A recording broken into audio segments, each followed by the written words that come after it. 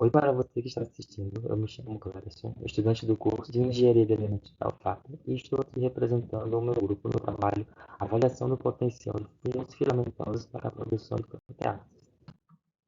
Bom, o objetivo do trabalho foi analisar qualitativamente a capacidade de fungos filamentosos para a produção de enzimas proteolíticas em fermentação submersa estática. A pesquisa foi realizada no Laboratório de Microbiologia da Universidade Federal do Oeste de Pernambuco, UFAP, mas uma das etapas ocorreu no Laboratório de Ecologia e Evolução de Microfungos do Departamento de Micologia da Universidade Federal de Pernambuco, UFPE, e ao todo envolveu 6 etapas. Na primeira, foi coletados substratos com crescimento fúngico e estes foram isolados em meio PPA.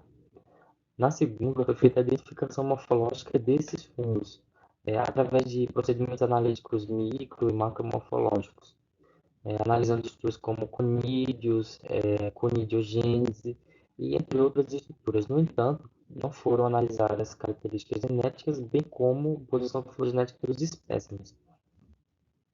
A suspensão de esporos foi a etapa para produzir o inóculo utilizado nos ensaios de crescimento e fermentação e de teste enzimático.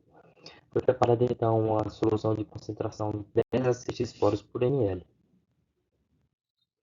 Para avaliar o perfil de crescimento dos fungos, foi utilizado um meio de cultura sólido contendo a concentração de 150 milimolar de cloreto de sódio, visando também avaliar a tolerância desses fungos ao sal.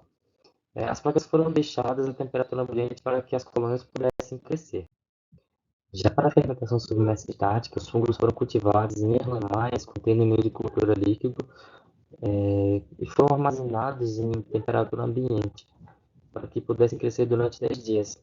Posteriormente, ele foi filtrado e congelado a menos 20 graus Celsius para o teste enzimático, que utilizou um meio de cultura bastante parecido, só que, diferentemente, foi sólido. Nesse meio sólido, cultivado em placas, foram perfurados 3 poços de cerca de 8 milímetros, que cada um recebeu 100 microlitros de extrato bruto fermentado. Essas placas elas foram armazenadas a temperatura de 32 graus Celsius durante 72 horas para observar a atividade enzimática com base na formação de halos de hidrólise. Foi utilizado também o ácido tricloracético a 10% como agente revelador.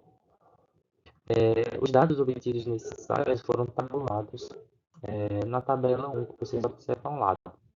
Na análise morfológica dos fungos isolados, identificaram-se os genes aspergillus e penicillium. Já para o meio de cultura utilizado para o crescimento das colônias, a presença de cloreto de sódio no meio parece ter favorecido o desenvolvimento das colônias de aspergillus.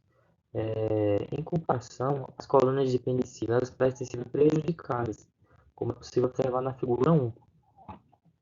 Já a baixa produção enzimática apresentada na tabela 1, ela pode ser explicada pela falta de aeração por agitação durante o processo fermentativo, que limitou o acesso de oxigênio do fungo ao oxigênio, uma vez que a fermentação foi estática, ou seja, devido à falta de agitação, não tinha como o oxigênio ele se difundir pelo meio.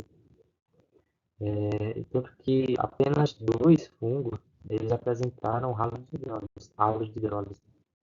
Em outros estudos, por exemplo, aponta-se o meio de cultura sólido para fermentação como mais eficiente do que o meio de cultura líquida.